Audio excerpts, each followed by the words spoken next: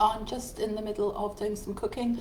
Let me know where you're calling in from, and also give me some likes, comments and shares if you can, if you're enjoying this series. This is a 30-day series on taken from Time, Money, Freedom. This is Ray Higdon's latest book. I was in his Inner Circle, which several years ago now, 2016, which teaches you how to build your business to 100k income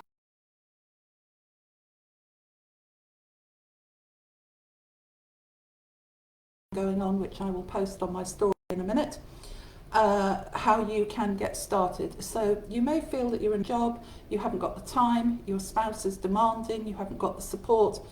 So now we've talked about you're driven by a passion. Day one was you're driven by a passion to get the life you want. Number two is analyse those weeds, what's holding you back. So check back on my videos on my page to find them. And now how can you start to take action, because it doesn't have to be all or nothing. So if you start to analyse, tip number one, start to analyse your processes. And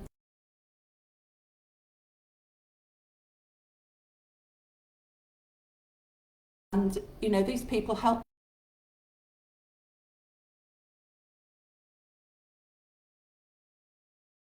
business, helping other people and putting value that you will be paid commensurate to the value you put into the community, and you have to make that judgment. How is your time best spent? So the example that Ray gives is that when he started his business, he didn't really like doing all the technical aspects of rebooting the computer and keeping the mechanics running.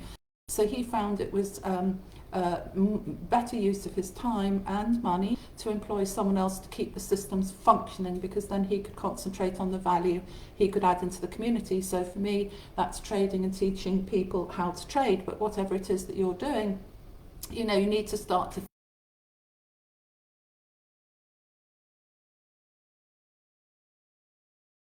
So that's tip number one. Think about what you're doing and why.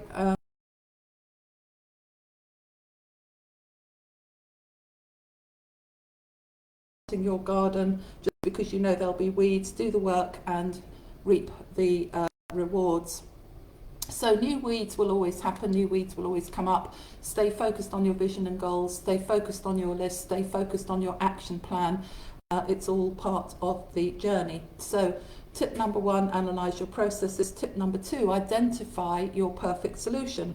So if you hate cleaning the house, like I do, then get a cleaner. I've also got a decorator. She helps me with that. If you don't want to cook every day, I love cooking. I find it very relaxing. But find a solution.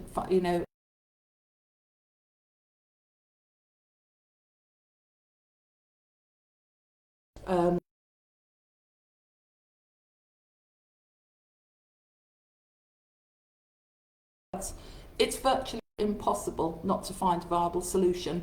So whatever barriers you've got, ask yourself, are there excuses, and start dismantling them, because there's services like Fiverr, Upwork, where you can find services online, etc., etc. And he says here, often meal delivery is even less expensive than doing all the planning and shopping yourself. Don't let the worry or price or lack of options get in your way, because it's simply a lie you tell yourself. So number one, analyze your processes. Number two, identify your perfect solution. And then tip number three, tailor your execution to match your perfect.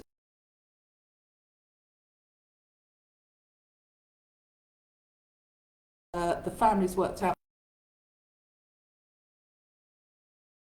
They therefore economise on the hotel, because they're thinking, oh, we've booked all this and that and the other. So they save themselves 20% or so.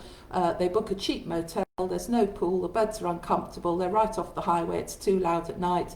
Little did they know, if they could have spent only 20% more for the hotel up the street, one with a pool, a better restaurant, comfortable beds, and their experience would have improved 100%, i.e. exponentially. So here's another example. Ray pays a little extra to dry cleaner to have his clothes picked up and delivered.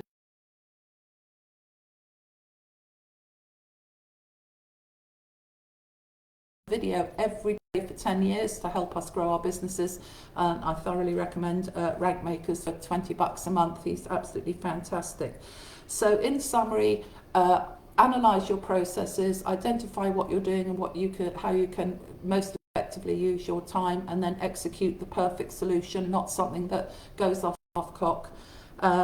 That's it, because when you start to do the perfect solution and you have self-worth and self-esteem and you value yourself and the value you put into the community and what you're doing in your business, you'll then attract a better class of client and people who